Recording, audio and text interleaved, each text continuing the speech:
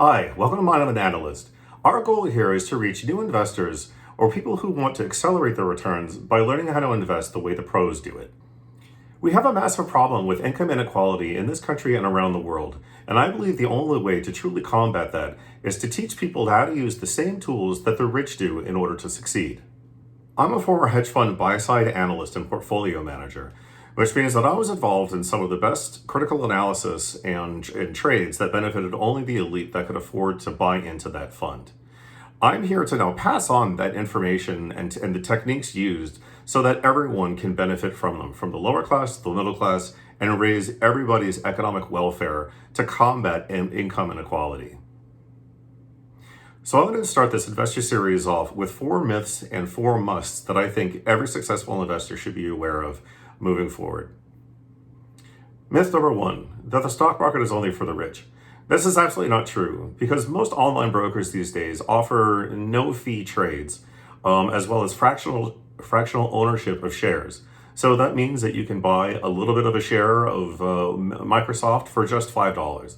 So there's absolutely no reason that you think that you might need to have a large amount of capital to begin investing. Myth number 2, that the stock market is a casino. This is absolutely not true. It's like people that say, oh, only invest what you can afford to lose. Also, absolutely the wrong way to go about investing. They're talking about trading. They're talking about gambling and saying, oh, I think I'm going to make it big overnight by putting my money in a stock that's going through the roof. Most often of the time, you're going to lose your money. And that's where people come back and say, oh, I took a gamble and I lost. Again, that's not investing. That's trading, and usually trading badly. Myth number 3, that you have to be an expert in order to first invest in the stock market. This is absolutely not true as well. Now, it is very true that the more that you know and the better your analysis is, the better you're set up to succeed in the stock market. And never ever go into a trade not knowing anything about what you're doing. However, there are plenty of vehicles that give you the access to investing in a broader sector or industry, like ETFs, which you don't need to know everything about every single company in that industry. If you know that the government is going to be favorable to green energy in the upcoming years, I think it's reasonable to have an investment thesis crafted around that. Myth number 4, that I can't afford to invest. I would say to you that you can't afford not to invest these days. There are very few jobs in this economy in which you're going to earn your way from one economic class to another by working for someone else. A salary alone is probably never going to get you there. So the earlier that you can start investing, even a few dollars at a time, I'm not even saying putting money in a bank, I'm saying putting money into the stock market. Over time, you will be able to afford the kind of retirement that you deserve. Okay, let's switch to things that you must do, I think, as a successful investor. And must number 1 is crafting a good investment thesis. Now, this could be anything from going to the mall and noticing that a certain store has a lot of foot traffic while a competing store is getting absolutely no customers whatsoever. That's the beginning of a great thesis. It's like the scientific method. If you can observe something, start testing it with some hypotheses, and do an analysis on it, you apply the same in the stock market to your investment thesis, and you'll be successful. The number 2 must is write your investment thesis down. Now, this may sound silly or straightforward, but I always have a trade book or an Excel spreadsheet in which I write not only my investment thesis and when I'm going to get in and out of an investment at price and time, but also all of my reasonings. Because when things change in the broader market, and I have to go back and say, does all the information that I have today match up with everything that I expected when I first started the trade? You need to be able to test your thesis and see, all right, maybe things are good right now and then we can continue, or maybe the market is turned against me and I need to get out.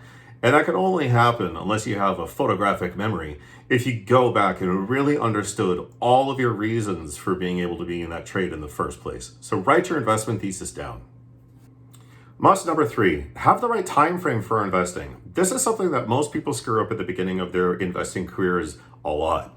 So they think that after they've created an investment thesis, they've informed it with a lot of research, they've written it down, they invest in a company, and all of a sudden the company goes down 5 or 10%, and they say, oh, this is terrible, I'm being scammed, and then they get out. All they've done is lost the money. But if you have the right time frame for things, you can actually adjust to the fluctuations in the market. It's the same thing if people say like, oh, I think a stock is going to go up 5% tomorrow or next week. And then they go in and it goes down and then they've lost money. Their time frame and their investment thesis didn't add up. They didn't match. So make sure, and you'll get better at it as more practice, but make sure you have the right time frame for an investment. And finally, must number 4. A market will move in one direction generally, and never try to beat that trend. Now, there are some mathematical reasons for that, as far as correlation and betas for stocks, but there are also some behavioral finance reasons for that as well, as in a rising tide lifts all boats. So if you try to have if you have a contrarian point of view, wait until the market agrees with you and then follow it down. Or if you think that things are going to go great and things haven't been, wait for the market to generally say it's time for things to go up and then jump in and go along for the ride. Don't try to go against the market, you'll get beat.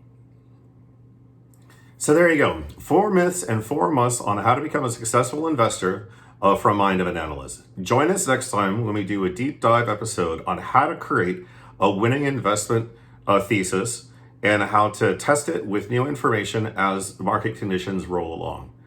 So if you enjoyed our content, please feel free to like and subscribe. Follow me on @Mind of an Analyst on Twitter.